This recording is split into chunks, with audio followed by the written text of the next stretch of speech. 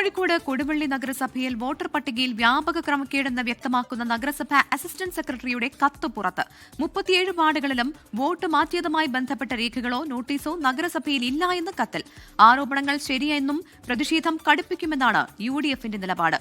ആരോപണങ്ങൾ പൂർണ്ണമായും തള്ളുകയാണ് CPIM. Ward വിഭജനം പൂർത്തീകരിച്ച് കരട് വോട്ടർ പട്ടിക പുറത്തു വന്നപ്പോൾ വോട്ടുകൾ നഷ്ടമായെന്നായിരുന്നു പ്രദേശവാസികളുടെ പരാതി. പരാതിയെ തുടർന്ന് UDFന്റെ നേതൃത്വത്തിൽ നാട്ടുകാർ കളക്ടറേറ്റിന് മുന്നിൽ പ്രതിഷേധവുമായി എത്തി. ആരോപണത്തെ തുടർന്ന് തദ്ദേശ വകുപ്പ് ഡയറക്ടർ നഗരസഭയിൽ നേരിട്ടെത്തി പരിശോധന നടത്തി. പിന്നാലെയാണ് അസിസ്റ്റന്റ് സെക്രട്ടറിയുടെ കത്ത് പുറത്തായത്. ഒരു വാർഡിലെയും വിവരങ്ങളടങ്ങിയ നോട്ടീസോ രേഖകളോ ഓഫീസിൽ ഇല്ല എന്നതാണ് കത്തിൽ പറയുന്നത്. ബൾക്ക് ട്രാൻസ്ഫർ സംബന്ധിച്ച് നിയമാനുസൃതമായി പാലിക്കേണ്ട നടപടിക്രമങ്ങൾ പാലിച്ചില്ലെന്നും കത്തിലുണ്ട്. ഉന്നയിച്ച ആരോപണങ്ങൾ ശരിയായെന്ന് UDF. ഈ വോട്ടർ പട്ടിക റദ്ദ് ചെയ്തുകൊണ്ട് പുതിയ ഒരു വോട്ടർ പട്ടിക ഉണ്ടാക്കിയിട്ട് തെരഞ്ഞെടുപ്പ് നടപടികൾക്ക് പോകണമെന്നാണ് ഞങ്ങൾക്ക് ആവശ്യപ്പെടാനുള്ളത്. തിരഞ്ഞെടുപ്പ് ചുമതലയുള്ള മുൻ നഗരസഭാ സെക്രട്ടറിയെ സ്വാധീനിച്ച് വോട്ടർ പട്ടികയിൽ ക്രമക്കേട് നടത്തിയത് UDF എന്നാണ് LDFന്റെ ആരോപണം.